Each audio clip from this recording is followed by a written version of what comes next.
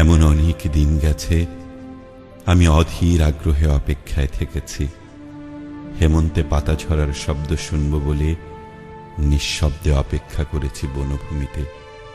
কোনো বন্ধুর জন্যে কিংবা অন্য অনেকের জন্যে হয়তোবা ভবিষ্যতেও অপেক্ষা করব। এমন অনেক দিনই তো গেছে কারো অপেক্ষায় বাড়ি বসে আছি।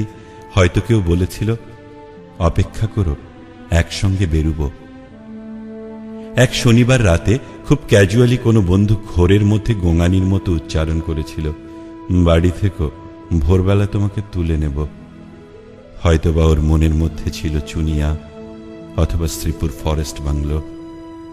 আমি অপেক্ষায় থেকেছি। যুদ্ধের অনেক আগে একবার আমার প্রিয় বন্ধু অলোক মিত্র ঠাট্টা করে বলেছিল, জীবনে তো কিছুই দেখলি না নুবজোপিঠ পানশালা ছাড়া, চল তোকে দিনাজপুরে নিয়ে যাব। কান্তজির মন্দির ও রামসাগর দেখবি, বিরাট গোলাকার চাঁদ, মস্ত খোলা আকাশ দেখবি, পলা ও আধিয়ারদের জীবন দেখবি। গল্প টল্প লেখার ব্যাপারে কিছু উপাদান পেয়ে যেতেও পারিস। তৈরি থাকিস, আমি আসব। আমি অপেক্ষায় থেকেছি। আমি বন্ধু, পরিচিত জন, এমনকি শত্রুর জন্যেও অপেক্ষায় থেকেছি। বন্ধুর মধুর হাসি আর শত্রুর ছুরির জন্য অপেক্ষায় থেকেছি। কিন্তু তোমার জন্য আমি অপেক্ষায় থাকব না, প্রতীক্ষা করব। প্রতীক্ষা শব্দটি শুধু তোমারই জন্যে খুব যত্নে বুকের তরঙ্গে তুলে রাখলাম।